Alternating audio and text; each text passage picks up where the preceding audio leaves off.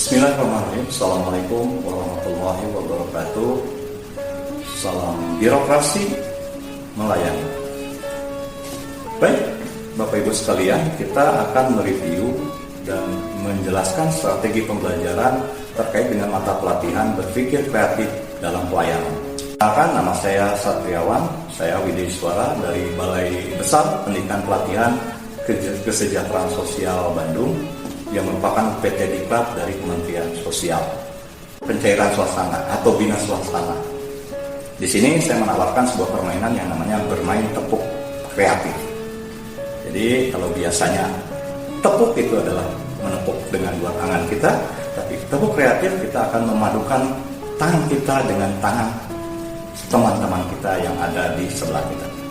Jadi kalau tepuk siang, maka dia harus melakukan tepuk itu dengan cepat 2 kali.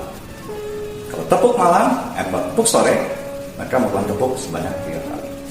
Dan setelah mereka siap, ini untuk melatih konsentrasi mereka dan kehadiran mereka untuk mengikuti pembelajaran kita berikutnya. Kita akan memberikan instruksi dengan cara perlahan-lahan tepuk siang, tepuk pagi, atau tepuk sore, dan begitu seterusnya semakin cepat. Bahkan kita bisa bolak-balikan tepuk siang, sore, pagi, tepuk pagi, menyampaikan deskripsi singkat tentang mata pelatihan ini. Ya, mata pelatihan berpikir kreatif dalam pelayanan. Ya, jadi kita sampaikan bahwa mata pelatihan ini dirancang agar mereka para peserta dapat mengasah kemampuan berpikir kreatifnya untuk melakukan sebuah inovasi di dalam pelayanan publik dengan mendasarkan pada tataran konseptual, teknis, praktis, strategi yang digunakan, dan juga harus sesuai inovasi yang dihasilkan dengan tugas fungsi jabatannya. Metode pembelajaran yang kita terapkan adalah ceramah dialogis dan interaktif melalui curah pendapat atau tanya jawab, juga melakukan diskusi kelompok. Selain itu juga ada tadi permainan, ya, game. Kemudian juga ada presentasi kelompok, kemudian ada analisa film, ya. Kemudian juga pembelajaran menggunakan model window shopping atau innovation shopping, tetapi di dalam kelas klasikal, dan juga penugasan individu. Pokok bahasan yang akan kita ulas itu masuk pada 4 pokok bahasan sesuai dengan modul, ya. Ada konsepsi berpikir kreatif dan inovasi pelayanan publik, kemudian teknik-teknik berpikir kreatif dalam menghasilkan ide-ide kreatif dalam inovasi, kemudian ada konsep dasar inovasi dan strategi inovasi dalam pelayanan publik berperspektif GESI atau Gender Equality dan Social atau Social Inclusion. Ya, kemudian ada implementasi strategis berpikir kreatif dan inovatif dalam pelayanan publik. Bagaimana keterkaitan antara berpikir kreatif dengan mata pelatihan lain di dalam agenda 2? Seperti kita tahu bahwa berpikir kreatif itu diawali dengan hasil isu strategis berdasarkan data fakta menjadi sebuah masalah yang dilakukan pada saat mata pelatihan sebelumnya di diagnosa organisasi. Masuk pada berpikir kreatif, maka ini menjadi strategis karena di situ kita punya satu stimulus untuk kita jawab, ya, dengan berpikir kreatif menghasilkan sebuah hasil inovasi-inovasi di dalam memperbaiki pelayanan kita di unit organisasi kita. Kemudian untuk merealisasikan berpikir kreatif ini tentu kita masuk pada mata pelatihan berikutnya, membangun tim efektif. Karena secara tim ini akan merealisasikan ide-ide kreatif yang dihasilkan dari materi ini, dan kemudian juga agar proses berlangsung dengan terarah dan mencapai tujuan, maka diperlukan mata pelatihan keempat, kepemimpinan di dalam pelayanan. Pokok bahasan yang pertama, konsepsi berpikir kreatif dan inovasi pelayanan publik. Ini ada 4 bagian yang dipelajari secara besar.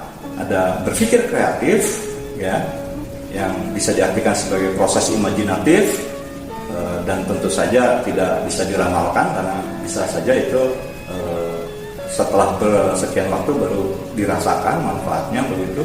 Kemudian ada konteks yang divergen, yang berbeda antara satu dengan yang lain, yang khusus begitu, dan lateral. Bagaimana kita berpikir kreatif out of the box, di luar dari kebiasaan dan umumnya. Kemudian bagaimana proses inovasi itu dilakukan, tentu bersumber dari kreativitas dan bagaimana penerimaan pasar. Pasar di sini adalah orang-orang yang kita layani, dan mitra kerja kita yang lain. Kemudian ada tahapan-tahapan untuk berpikir kreatif, dan tentu saja juga ada faktor-faktor yang mempengaruhi. Tahapannya mulai dari persiapan atau preparation, kemudian ada incubation. Incubation ini ketika kita mengendapkan dulu ide-ide kita sebagai bahan perenungan, dan kemudian kita memperoleh sesuatu yang luar biasa dengan menyebut dengan aha atau disebut dengan insight, dan kemudian kita verifikasi sebelum kita kemudian merealisasikan ide kreatif kita. Dan tentu saja bisa juga dengan memperkaya pemahaman kita dengan melakukan best practice. Kan pacingan pertama strategi belajarnya dengan memberikan sebuah tayangan film, ya, memberikan ilustrasi film terkait dengan bagaimana Cina membangun sebuah bangunan 57 lantai hanya dengan waktu 19 hari. Ini untuk memancing keingintahuan mereka dan merangsang mereka untuk berpikir kreatif demi bangsa dan negaranya. Yang kedua, kita membahas tentang teknik berpikir kreatif yang menghasilkan ide-ide kreatif dan inovatif. Ada 9 poin yang dibahas terkait dengan teknik ini. Ada teknik berangan-angan secara kreatif, jadi bukan sekedar melamun, ya, tetapi lebih kepada imajinatif tadi. Kemudian warming up, pemanasan. Ya, teknik ini nggak bisa langsung, tapi ada awalan-awalan dulu. Kemudian menggunakan buku catatan kolektif, mungkin ada ide-ide konyol kita, ide-ide kreatif kita dari catatan-catatan kita. Kemudian teknik yang lain adalah innovation shopping, ya, dengan melihat-lihat beberapa tempat, kemudian terinspirasi, ada inovasi-inovasi yang bisa kita adaptasi, dan juga kita munculkan ide baru. Kemudian juga dengan melakukan pertanyaan Osborne, kemudian dengan brainstorming, kemudian ada teknik yang lain dengan creative problem solving. Orang akan menjadi kreatif ketika ada tekanan masalah yang harus mereka pecahkan segera. Kemudian ada mind mapping, memetakan apa yang ada di benak kita, di pikiran kita. Kemudian ada juga teknik scamper, itu yang dibahas di pokok bahasan kedua. Lalu kita melakukan strategi pembelajaran dengan memberikan penugasan diskusi kelompok kepada peserta, ya, dengan tayangan sebuah film pendek, bagaimana kemudian mereka mampu berpikir kreatif untuk memunculkan ide-ide kreatif atau inovatif di dalam proses pelayanan. Lakukan selama mereka melakukan diskusi kelompok. Yang pertama, kita bagi kelompok menjadi 5 bagian, 5 kelompok dari jumlah misal 30 orang dalam kelas, yaitu masing-masing kelompok berjumlah 6 orang. Dari tayangan film tadi, mereka harus menganalisa apa yang terjadi sebagai sebuah kondisi yang tidak mengenakan dan harus mereka pecahkan dengan teknik berpikir kreatif, sehingga muncul ide-ide kreatif untuk mengatasi kondisi tersebut. Ya. Pokok bahasan ketiga terkait dengan konsep dasar inovasi dan strategi inovasi dalam pelayanan publik dengan menggunakan perspektif GESI atau Gender, Equality, and Social Inclusion. Ya. Di sini kita akan membahas 3 poin atau subpokok bahasan. Yang pertama terkait dengan prinsip-prinsip inovasi, kemudian ada peran pemimpin, ya, kemudian bagaimana strategi inovasi yang dilakukan. Ya, tadi yang disebut dengan strategi inovasinya dengan berperspektif GESI. Setelah itu kita lakukan lagi penugasan pada peserta dengan diskusi kelompok dengan dipadukan kegiatan pembelajaran menggunakan model window shopping atau innovation shopping, ya, tetapi di dalam kelas saja. Masih menggunakan kelompok, 5 kelompok, boleh melanjutkan yang tadi atau boleh membentuk kelompok yang baru, jumlahnya masing-masing kelompok 6 orang. Kemudian di antara mereka dalam kelompok menyepakati mengangkat satu isu strategis dari salah seorang anggota kelompoknya yang mereka hasilkan dari mata pelatihan sebelumnya di diagnosa organisasi. Dan ketika disepakati, itulah yang menjadi isu strategis yang harus dibahas kelompok. Mereka lakukan analisa bersama-sama, mendiskusikannya, kemudian merancang strategi yang diperlukan untuk menjawab isu strategis tersebut dengan berpedoman pada GESI. Ya. Tuangkan dalam bentuk flip chart atau dalam kertas plano, tempelkan di papan flip chart atau di dinding. Waktu diskusi cukup panjang, yaitu 1 jam pelatihan atau 45 menit. Dan mereka menyiapkan untuk menunjuk satu orang yang nanti akan menjelaskan apa yang sudah dihasilkan dari diskusi kelompok tadi di dalam proses belajar window shopping. Yang dilakukan di window shopping atau model window shopping adalah ketika semua kelompok menempelkan dan setiap kelompok membagi tugas satu orang sebagai penjaga toko. Jadi anggap hasil diskusi itu adalah etalase toko yang mereka harus jaga, dan mereka harus mampu menjelaskan ketika ada pengunjung yang datang dari kelompok lain. Dan di luar satu orang tadi, maka kelompok sebagian besar kelompok itu melakukan tugas berkeliling melihat etalase toko kelompok yang lain atau 4 kelompok lainnya. Begitu terus sampai selesai. Ya. Dan setiap pengunjung kelompok ke etalase kelompok lain boleh memberikan komentar atau mengkritisi hasil diskusi kelompok yang mereka kunjungi. Tapi ya sifatnya konstruktif, ya, memberikan masukan-masukan. Selesai tugas fasilitator kemudian berkeliling melihat hasil window shopping tadi dan masukan-masukan, mungkin mengomentari, kemungkinan juga memberikan saran dan lain-lain.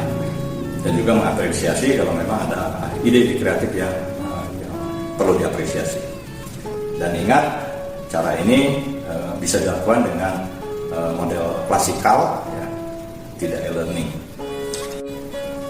Pokok bahasan yang terakhir yaitu implementasi strategi berpikir kreatif dan inovatif dalam pelayanan publik. Jadi ada 2 poin sub-pokok bahasan besar yang akan dibahas, yaitu terkait dengan strategi inovasi 6D atau 6D, ya, yang terdiri dari drum up, diagnose, kemudian design, kemudian ada deliver, kemudian ada display, dan ada documentation. Kemudian strategi yang kedua terkait dengan strategi menggunakan kanvas model inovasi, atau biasa disebut dengan BMC, ya, business model canvas. Ini ada 9 komponen penting, ya. Di antaranya ada value, ada customer segment, ya, ada sumber-sumber kunci, dan ada juga aktivitas kunci, kemudian ada mitra kerja kunci, dan lain-lain. Yang dari kedua model ini menghasilkan sebuah rancangan inovasi. Setelah kita selesai menjelaskan ini, maka ada penugasan akhir yang sifatnya individu. Jadi apa yang dilakukan? Jadi di tugas individu ini setiap orang peserta agar ada kesinambungan dengan materi diagnosa organisasi sebelumnya, maka mereka membuka kembali isu strategis yang sudah mereka hasilkan dari mata pelatihan sebelumnya untuk mereka kemudian membuat rancangan inovasinya, ya, dengan mengacu pada perspektif GESI. Apabila memungkinkan, kalau tidak boleh hal yang lain. Mereka boleh memilih salah satu dari 2 model tadi, entah itu dengan strategi inovasi 6D atau dia menggunakan canvas model inovasi. Jadi terserah para peserta lebih mau menggunakan yang mana. Tentu sesuaikan dengan isu strategis yang mereka miliki. Begitu. Waktu pelaksanaannya cukup panjang, yaitu selama 5 jam pelatihan atau sekitar 225 menit, karena ini memang butuh waktu yang panjang gitu di dalam kelas. Dan selama proses berlangsung tugas tadi, kita sebagai fasilitator akan berkeliling untuk mengecek, ya, pelaksanaan tugas mereka, kemudian juga merespon apabila ada kendala atau hal-hal yang ditanyakan oleh peserta kepada kita, ya, untuk memudahkan proses penyusunannya dan proses pembelajarannya. Dan hasil dari tugas individu ini merupakan bagian dari proses evaluasi kita kepada peserta tentang pemahaman mereka, tentang kompetensi mereka di dalam menuangkannya dalam bentuk rancangan inovasi setelah mereka mengikuti mata pelatihan berpikir kreatif dalam pelayanan. Demikian yang bisa saya sampaikan. Tetap jaga kesehatan, salam sehat, pakai masker, dan cuci tangan pakai sabun atau hand sanitizer. Semoga bermanfaat. Sekian, terima kasih. Assalamualaikum warahmatullahi wabarakatuh. Salam birokrasi.